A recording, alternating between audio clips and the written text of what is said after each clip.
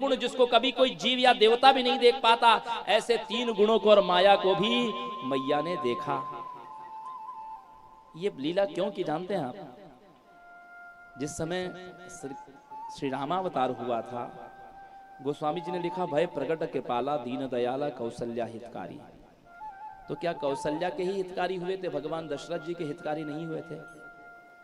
सुमित्रा या कैकेयी के हितकारी नहीं थे? फिर कौशल्या हितकारी क्यों लिखा?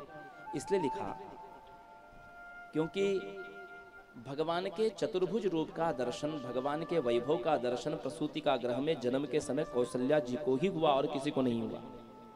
ठीक उसी प्रकार मथुरा के कारागृह में जब प्रागट्य हुआ तो यशोदा जी को भगवान के चतुर्भुज रूप का दर्शन हुआ। कहीं ऐसा न हो जाए कि यशोदा कहेगी कि जन्म देने वाली मां के साथ आपने पक्षपात किया, मुझे आपने अपनी माया का और अपने वैभव का दर्शन नहीं कराया। इसलिए मैया को दर्शन कराने के लिए भगवान ने मृदु भक्षण की लीला की। मैया का प्रेम भी ऐसा है कि वो दिन रात श्री कृष्ण की ही सेवा करती हैं। एकदा गृहदाशीषु यशोदानंद गेहिनी कर्मांतरण युक्तासु निर्ममंत स्वयं दधि यानी यानी ही तानि तदबाल चरितानि च दधि निर्मंथने काले स्मरंती तान्य गायत। एक बार अपनी दासी को तो घर भेज दिया और स्वयं श्री कृष्ण के लिए दही बिलोने लगी, माखन निकालने के लिए। पुष्पगंधा नाम की एक गाय थी।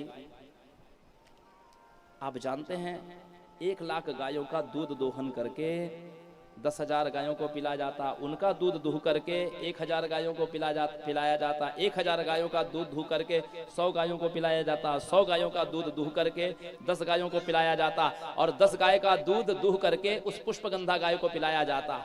वही दूध श्री कृष्ण बलराम को मैया देती थी जो अंगीठी पर उफन रहा था। कृष्ण आए, दौड़े दौड़े मैया की गोद में बैठे। मैया ने दही बिलोना छोड़ करके कृष्ण को दूध पिलाने लगी।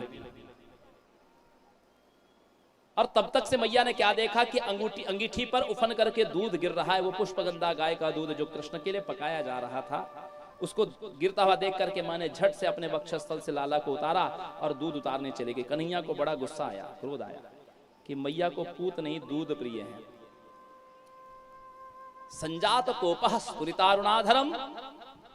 कन्हैया रूठ गए और एक कक्ष में चले गए जहां पर दही माखन आदि रखे हुए थे, सबको तोड़ फोड़ दिया और खिड़की पर खड़े होकर के सब बंदरों को लुटाने लगे। मैया ने शोर सुना, गई भीतर तो मैया को देख करके छूट-मुट के आंसू बहा रहे, मगरमच्छ के आंसू। भित्वाम शासो स्फुरितारुणाधरम, झूठ-मुठ के आंसू बहा रहे। मैया समझ गई। मैया ने सोचा कि आज इसको थोड़ी सी सजा दूंगी। जिस उखल पर खड़े होकर के बंदरों को माखन लुटा रहे थे, मैया ने एक रस्सी ली, उससे कन्हैया को बांध दिया।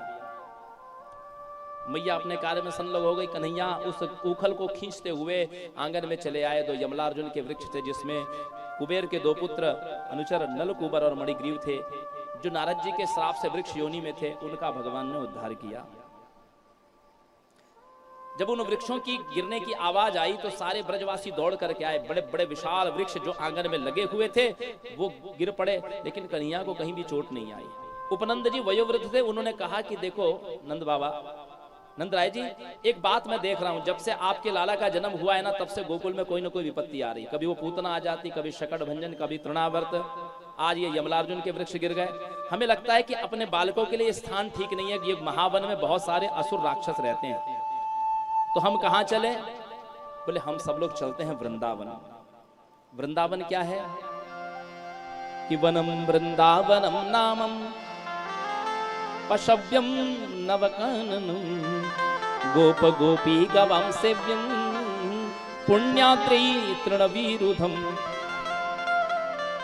जहां पर गोवर्धन पर्वत है, यमुना का तट है और हरी हरी घास है। वृंदानाम भक्त समूहानाम वनम इति वृंदावनम। जहां भक्तों का समूह वास करता है, जहां तुलसी की वाटिका है, इसलिए हम वहां चलते हैं वृंदावनम गो। और देखिए वही उसी महावन से रावल गांव से वृषभानु और कीर्तिदा भी अपनी पुत्री राधिका को लेकर के बरसाना गए हैं। सबने गोकुल छोड़ दिया।